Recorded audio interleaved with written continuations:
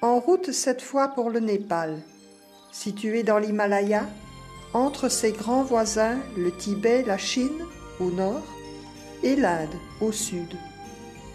Le Népal est presque aussi grand que l'Autriche et la Suisse ensemble. Katmandou, la capitale, est située sur la route de commerce séculaire de l'Inde à la Chine. Jadis appelée Kantipur, la ville de la beauté, elle tire probablement son nom actuel du temple tantriste en bois, Kathmandu, qui se trouve près de Durbar Square, la place centrale de la ville. Tous les monuments autour de Durbar Square datent du XVIe et XVIIe siècle, et la vie aux alentours y est trépidante.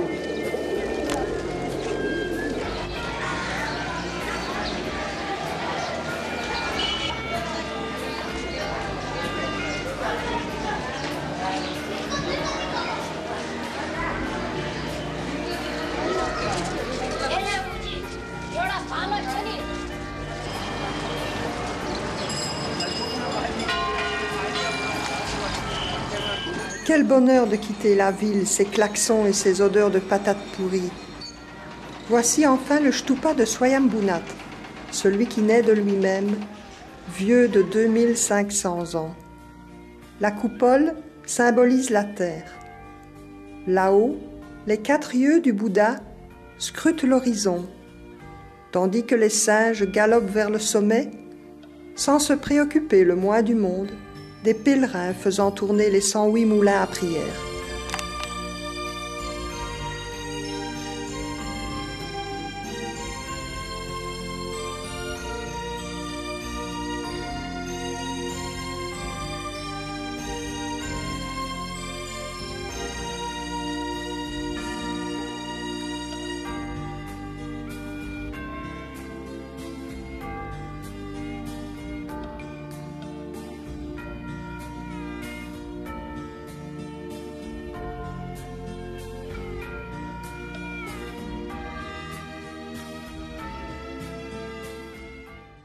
En route maintenant pour le Terai, la vraie nature et le grand air. Jadis, le Terai était une jungle tropicale, malsaine et dangereuse, où sévissait le paludisme.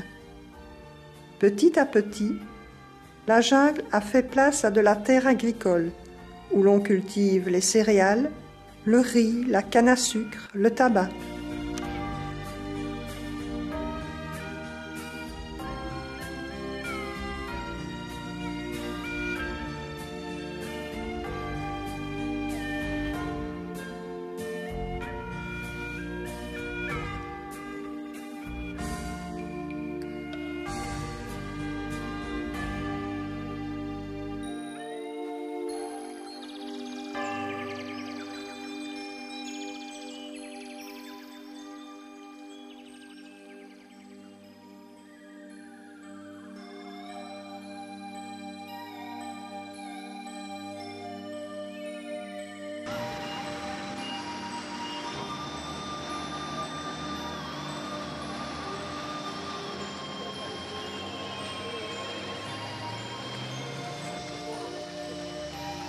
Nous arrivons au Chitwan National Park, dans la vallée du Rapti, après un trajet de plus de 10 heures, sans aucun arrêt possible, sur une route de montagne construite en 1953 et jamais refaite depuis. L'horreur, je vous dis. Après la route, le camion emportant voyageurs et bagages au travers des hautes herbes et des eaux de la rivière Rapti. Si vous avez le dos solide, ça peut aller. Mais dans le cas contraire, gare aux courbatures. À l'hôtel, pas d'électricité, mais des bougies et des lampes à pétrole. Dépaysement garanti.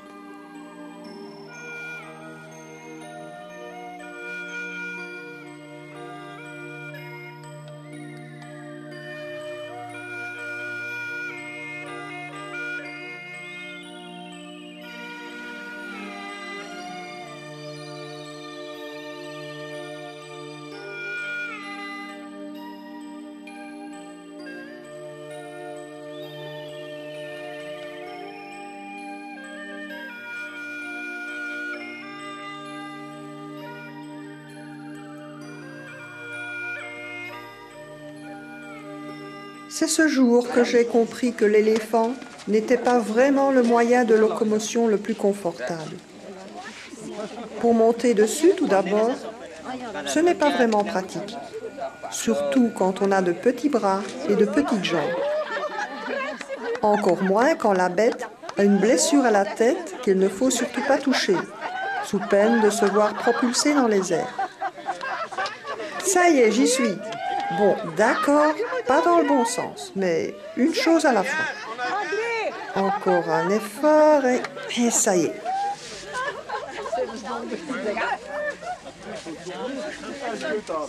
Pour descendre, même problème. C'est qu'elle est haute, la bête. Gare au nez, gare aux oreilles, aïe, aïe, aïe. Ah, ce qu'on est bien sur Terre.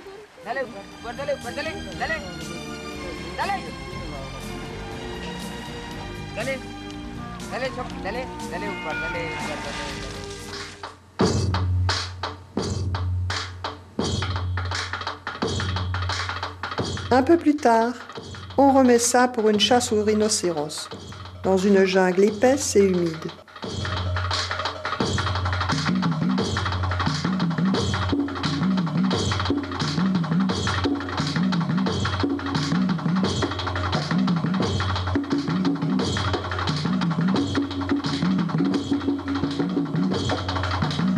L'éléphant craint le rhino. La preuve, leur vessie qui se vide juste après les avoir croisés sur le chemin.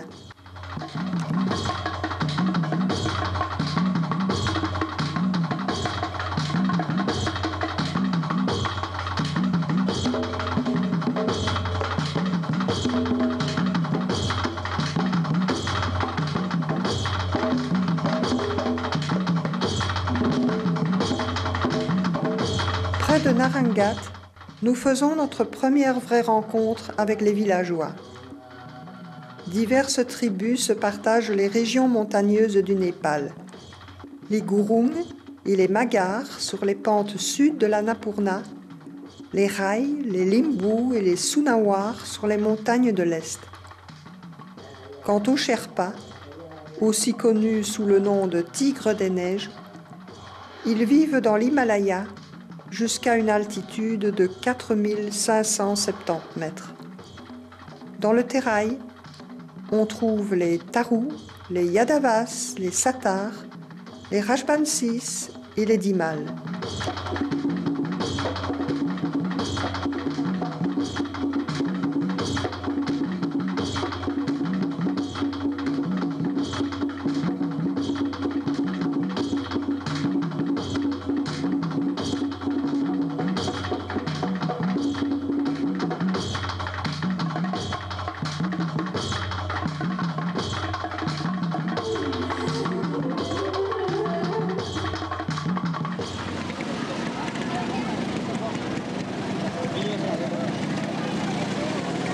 La vallée de Pokhara est un des lieux les plus pittoresques du Népal, située à 200 km à l'ouest de Katmandou. La vallée culmine à une altitude de 900 mètres et se situe au pied du massif de l'Annapurna. La végétation est débordante. Il y a des bananes, des agrumes, des figues, des cocotiers, des champs de moutarde et du riz.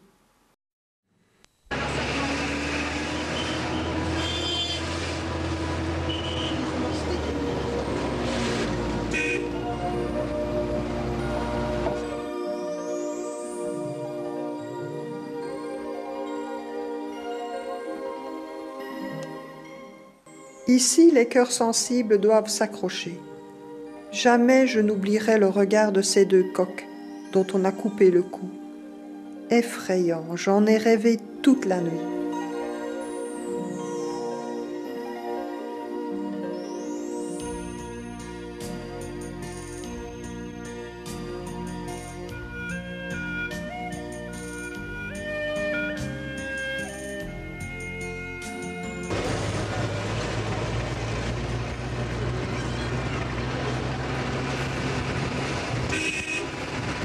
Les marchés, ici comme ailleurs, sont on ne peut plus pittoresques.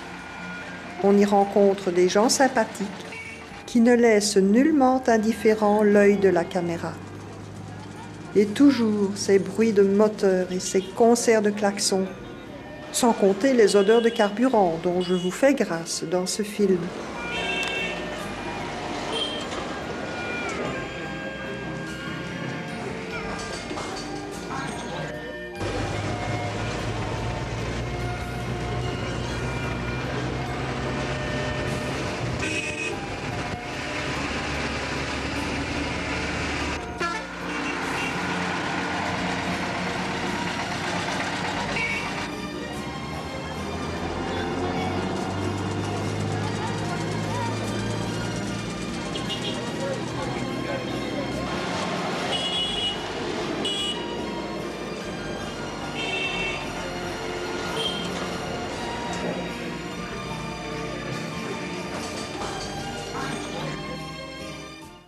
Ah, Gorka, Gorka, 1614 marches à escalader pour arriver au sommet jusqu'au palais Gorka-Durbar.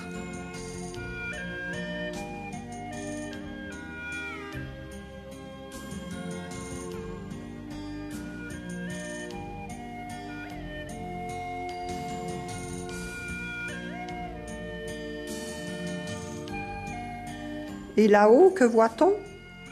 Un panneau interdisant l'accès du temple aux caméras, aux appareils photo, aux porteurs de chaussures ou de ceintures en cuir. Seuls les hindouistes sont admis dans l'enceinte du temple. Tant d'efforts pour rien. Oh, tant pis, la vue panoramique est jolie. Profitons-en avant d'entamer la descente de ces escaliers interminables.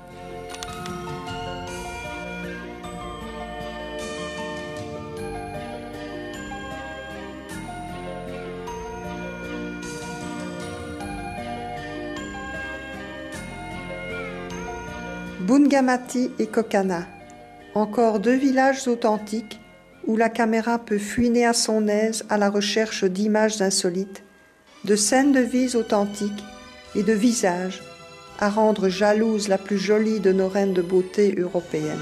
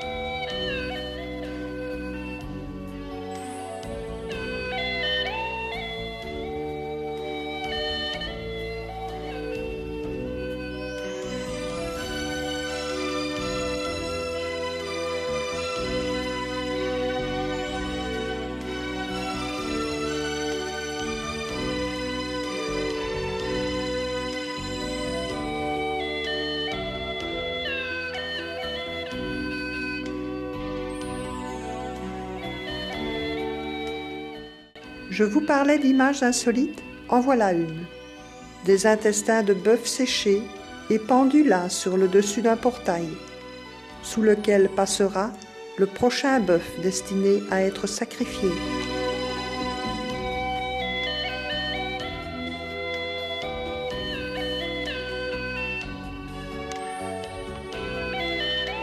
Voici le temple de Pashupatina, situé à 5 km à l'est de Katmandou, sur les berges de la rivière Bagmati.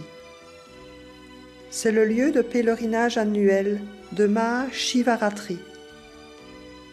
Seuls les hindouistes peuvent entrer dans l'enceinte du temple, mais les visiteurs peuvent clairement observer les activités y ayant lieu depuis la rive est de la Bagmati. On voit les plateformes de crémation, les eaux dans lesquelles se purifient les fidèles, les mendiants, les chambres où se meurent de pauvres malades. L'atmosphère est à la fois oppressante et fascinante.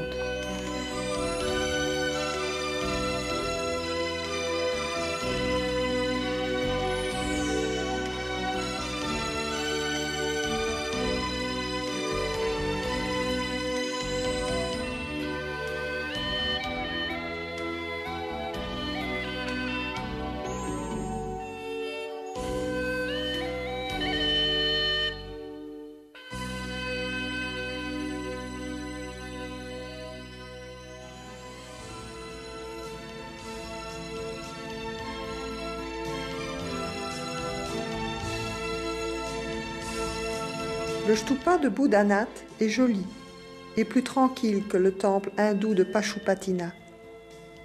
Les fidèles en font 108 fois le tour sur la terrasse supérieure. Mais pour moi, 2 me suffisent. Très joli, vraiment.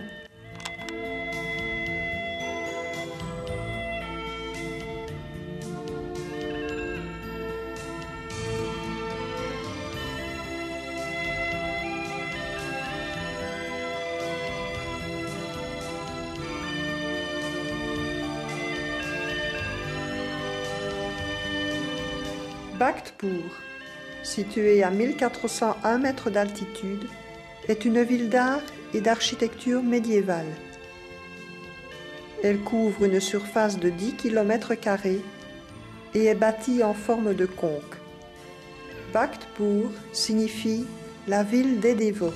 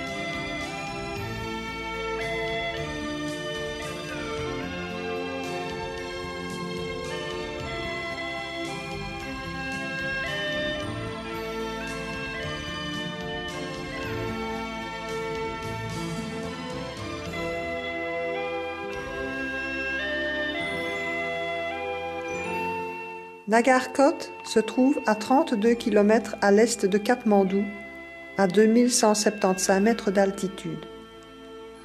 De là-haut, nous voyons un superbe panorama sur les principaux sommets de l'est du Népal, y compris sur le Sagarmatha, le mont Everest, le Ganesh Himal, le Numbur, et d'autres encore qui attirent les alpinistes les plus chevronnés.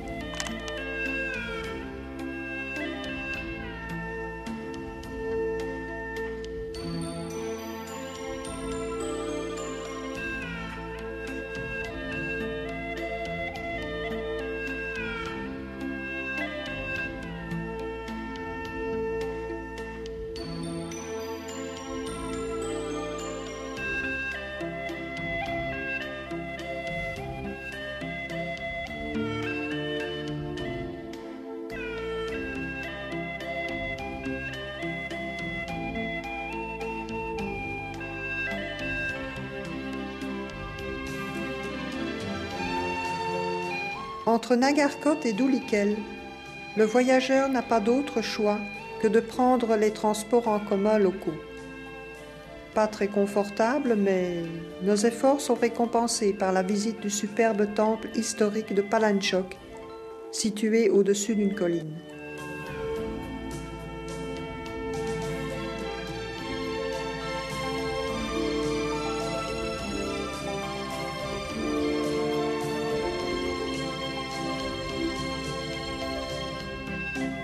Et puis, quelques contacts encore avec les villageois qui nous accueillent dans leur maison, qui nous font partager leur vie quotidienne pendant quelques heures, trop brèves, hélas.